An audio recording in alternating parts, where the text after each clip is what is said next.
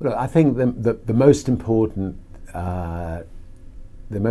thing about running a company is to remember all the time what a company is. A company is simply a group of people, and as a leader of people, you have to be a great listener, you have to be a great motivator, you have to be very good at praising and looking for the best in people. People are no different from flowers. If you water flowers, they flourish. If you praise people, they flourish, and that's a critical attribute of a leader. There is a very thin dividing line between success and failure. Most people who set up in business without financial backing, they fail at some times in their lives. And I've only just stayed at the right side of that dividing line.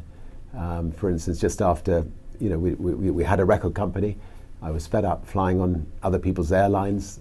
I felt that the experience of flying on other people's airlines was an unpleasant one, and I decided to set up an airline.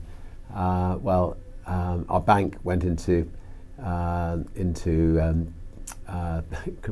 complete panic attack.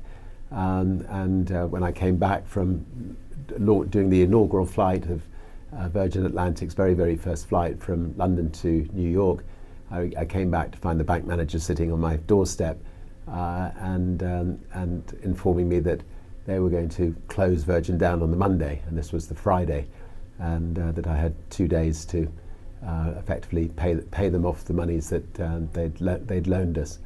I remember pushing the bank manager out of my house, telling him he wasn't welcome, which is a dangerous thing to do to your bank manager, and then spending the weekend ringing around the world to all of the distributors of our music, asking if they could give us a temporary loan to get us through the following week, which they were good enough to do.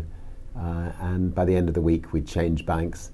We'd actually managed to find a bank that was willing to lend us 30 times the overdraft facility that our bank had lent us, and we managed to survive. And I think the moral of that story is actually don't think of your bank as somebody that you're beholden to. I mean, people just don't move from one bank to another. Sometimes you need to be willing to step up and move your banks in the same way that you should step up and move your doctor on occasions. Anyway,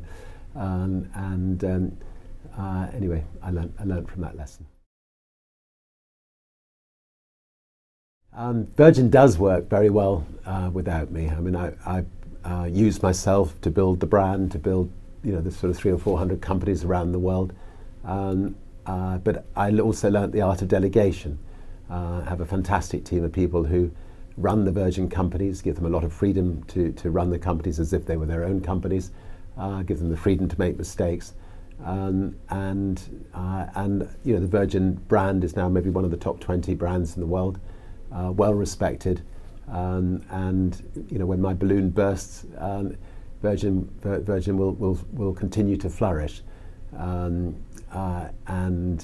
Maybe I add the icing on the cake on occasions. Maybe they'll have to spend a bit more money on marketing, but fortunately, Virgin is in a state where it can live on healthily without me.